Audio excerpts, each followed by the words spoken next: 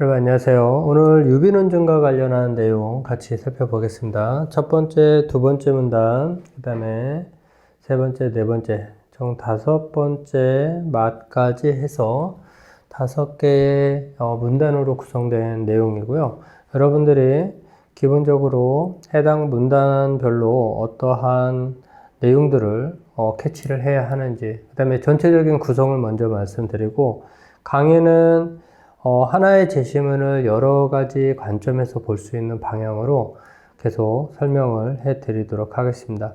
결국 유비논증은 한마디로 말씀드리면 같다, A는 B이다, 이 구조를 여러분들께 설명을 드리는데 두 대상이 나오죠. 두 대상. 그러면은 A는 이꼴 B이다, 이런 논리가 당연히 나오겠죠. 그래서 기본적으로 여러분들이 생각하시는 유비논증 두 대상 몇 가지 유사하다, 사실 확인된 상태에서 어떤 대상, 그 다음에 다른 대상. 자, 포인트 잡아 드릴게요. 어떤 대상과 다른 대상. 어떤 대상이 A가 나오면은 다른 대상은 B가 나오겠죠. 그죠? 그리고 추가적 특성, 그 다음에 추가적 특성이 갖고 있음을 알려졌을 때 추론하는 거죠. 즉 A는 B이다, 이렇게 같다라고 판단하는 거가 유비논증의 핵심이다. 그리고 유비논증은, 자, 이제 조금 확대를 좀 해서 볼까요? 유비논증은 이미 알고 있다. 제일 중요한 말입니다. 이미 알고 있는 전제에서 새로운 정보를 결론으로 도출하게 된다는 점에서 유익하기 때문에 일상생활과 과학에서 흔히 쓰인다. 그리고 특히 과학을 물고 오네요. 의학은 과학으로 이제 보아도 되겠죠. 목적에서 포유류를 대상으로 행해지는 동물 실험에 유의하다는 주장과 그에 대한 비판은 유비논증을 잘 이해할 수 있게 해준다. 이해라는 말은 항상 여러분들이 체크를 하시면 좋겠어요. 이해라는 말은 쉽게, 그렇죠? 또는 판단을 하는데 중요한 부분이 되는 것 같네요. 그리고 유비논증을 활용해서 동물 실험의 유효성을 주장하는 쪽은 인간과 실험동물. 자, 여기서 이제 재밌는 구조가 나옵니다. 여러분들, 앞부분에서 지금 나온 것 중에 여기서 꼭 캐치를 해야 되는 거가 바로 어떤 대상의 추가적인 특성을 갖고 있음이 알려졌을 때 다른 대상도 그 추가적인 특성을 가지고 있다라고 추론하는 논증입니다. 자, 여기서 중요한 거, 이제 인간하고 연결을 해줘야 되겠죠. 인간과 실험동물. 그러면 어떤 대상을 지금 실험동물하고 연결을 하시고요. 다른 대상이 인간하고 연결이 돼야 됩니다. 자, 여기에 숨어있는 논리를 한번 잘 판단을 해보시면 좋습니다. 보통 A, B 이렇게 짝을 맞춰주면 쉬운데 A, B 또는 1, 2, 2, 1 이런 방식으로 지금 들어온 겁니다. 유사성을 보유하고 있기 때문에 신약이나 독성물질에 대한 실험동물의 반응, 이게 바로 우리가 동물 실험을 통해서 어떤 대상의 추가적인 특성을 확인하는 거죠. 그쵸? 보유하고 있기 때문에 신약이나 독성물질에 대한 실험동물의 반응 결과, 중요한 거, 이게 바로 결과가 이미 여러분들이 알려졌다, 이 말 체크하시면 됩니다. 이렇게. 그리고 이해할 수 있다. 실험동물에 유의하다는 주장과 그에 대한 비판은 유비논증. 여기는 아까 했었고요. 여기 그래서 이 부분을 잘 잡으셨어야 돼요. 반응 결과를 인간에게 안전하게 적용할 수 있다고. 여기 보세요. 추론한다. 이 추론하다를 잡으셨으면은 결국 다른 대상이 바로, 그쵸? 다른 대상이 추론하는 거죠. 다른 대상도 그 추가적인 특성을 가지고 있다고. 자, 추론을 연결고리로 잡아 보시면은 바로 인간이 다른 대상. 제가 항상 대상이라는 말을 정말 중요하게 설명을 드리는데 대상은 꼭 잡아 주셔야 됩니다. 대상 같은 경우. 그래서 이 부분이 재밌었고요. 이를 바탕으로 이들은 동물 실험이 인간에게 명백하고 중요한 이익을 준다고 주장한다. 괜찮죠? 그러면 여기서 여러분들이 가장 중요한 단어는 지금 좀 크게 보시면 저 같은 경우는 여기 추론한다. 그 다음에 추론한다가 연결고리로 잡히는 거고 인간이 추론이고 그쵸? 다른 대상의 핵심어가 추론이었죠. 그러니까 여러분들이 이 포인트를 이렇게 잡아냈으면은 문제를 푸는데도 훨씬 더 유리했다. 이렇게 생각을 하시면 됩니다. 자, 이렇게 해서 두 번째 문단까지 읽었으면은 뭐 일단 그래도 중요한 한 고비는 넘으신 겁니다. 자, 세 번째 다문단. 예전에는 이제 가나다 이런 방식으로 설명을 해줬는데 좀 빠르게 가드릴게요. 이제 제가 이제 기본적으로 저 아까 도출하다, 도출되다 이런 말들도 이제 생각해 볼 게 정말 많습니다. 도출한, 지금 이제 도출한 새로운 정보가 참일 가능성을 유비논증의 개연성이라고 한다. 자, 개연성 정의 들어갔네요. 개연성은 참일 가능성이 높은 거. 그러면 개연성이 높다는 거는 참일 가능성이 높은 거고 개연성이 낮은 거는 참일 가능성이 낮은 거겠죠.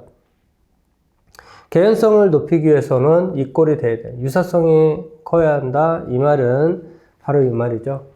A와 B가 이 꼴이 나와야 한다. 그래서 제가 이 꼴을 많이 강조를 드리는 겁니다. 통상 A가 나오고 A는 B 플러스 C, A는 B 마이너스 C. 제가 계속 강조드리는 유비논증은 그 개연성이라는 거는 유사성이 높은 거고, 그러니까 유사성이 높았을 때 개연성도 높아지는 비례관계가 나오는 거죠. 그쵸? 이렇게 이해를 하시면 될 것 같습니다. 아주 재밌는 구조가 나오는 것다라고 보시면 되고요. 그 다음에 유사성이 커야 하는데 이 유사성은 자 이런 표현이 너무 멋진 거예요. 단순히 비슷하다는 점에서의 유사성이 아니다. 그럼 복잡한 거죠. 단순한 거가 아니면 새로운 정보와 관련 있는 유사성. 그러면은 여러분들께서는 이렇게 보시면 됩니다. 단순히 비슷하다는 거하고 새로운 정보와 관련 있는 거는 통상 이제 대비가 나오는데 단순하다는 말을 떠올렸을 때 우리는 이제 복잡하다. 근데 여기 이제 새로운 정보와 관련있다. 이런 조금 상당히 세련된 표현이 들어오는 겁니다. 유사성이어야 하고 이제 설명해 주죠. 새로운 정보는 뭐고 단순한 정보는 뭔지. 자, 항상 이거 기억을 해주시면 좋아요. 보통 1번, 2번, 1번, 2번 이렇게 설명하면 쉽거든요. 근데 1번, 2번, 2번, 2번, 1번 새로운 정보를 먼저 예를 들어주고 단순한 정보를 밑으로 내리는 방법 아니면 단순한 정보 먼저 새로운 정보 나중에 이렇게 설명할 수도 있다라는 거죠. 그러니까 그거는 꼭 확인을 하시는 거가 좋습니다. 예를 들어 동물 실험의 유의성을 조정하는 쪽은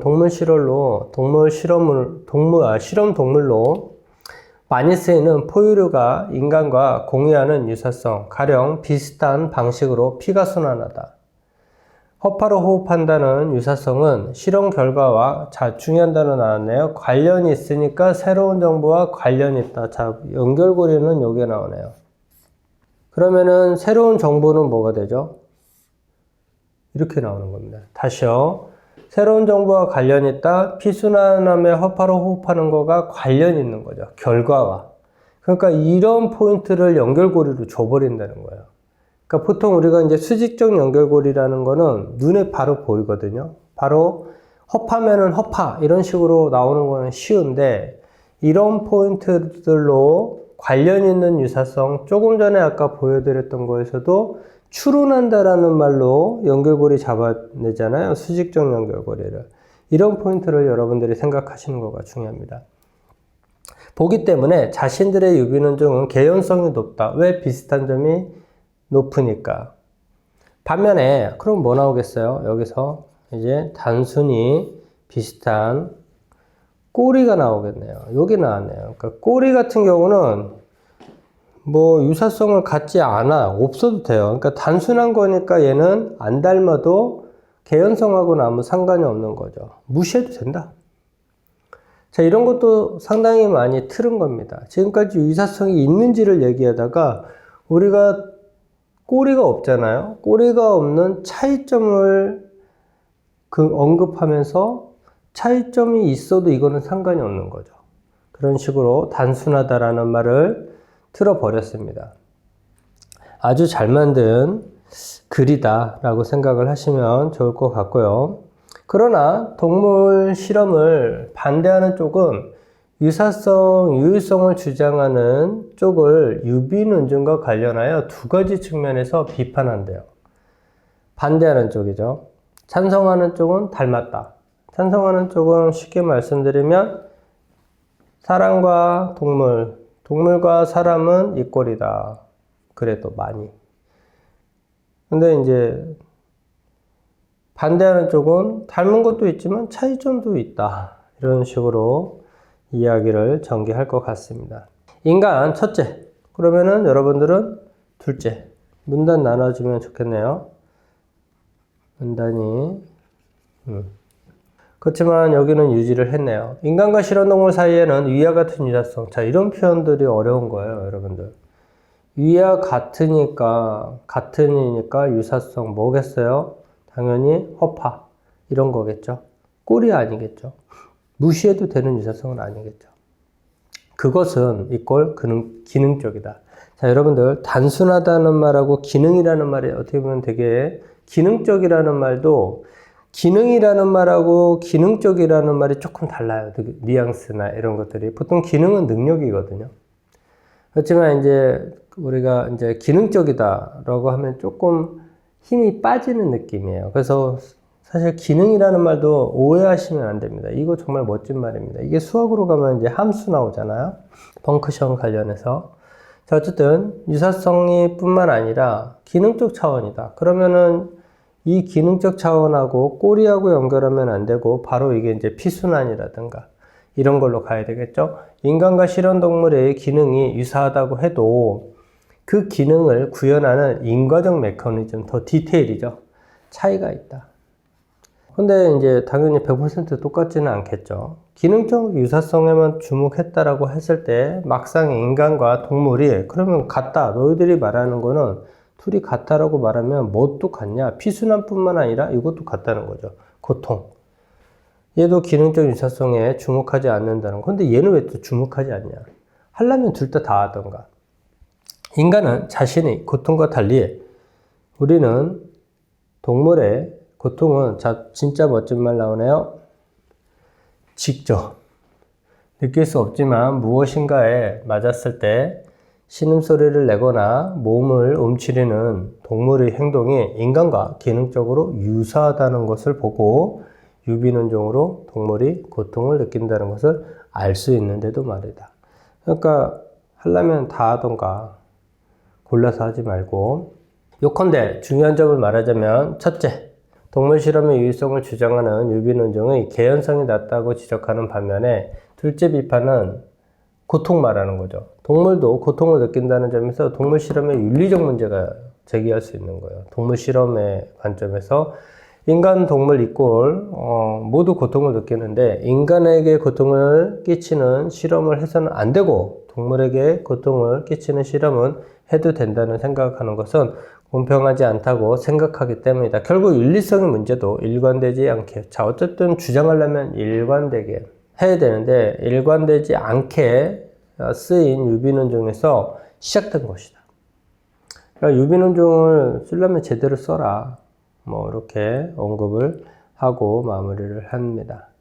자, 지금 빠르게 조금 읽어드렸는데 지금 저는 모든 강의 구성이 여러 관점으로 여러 가지 버전으로 최소 5개 이상의 강의 커리큘럼을 계속 설명을 드립니다.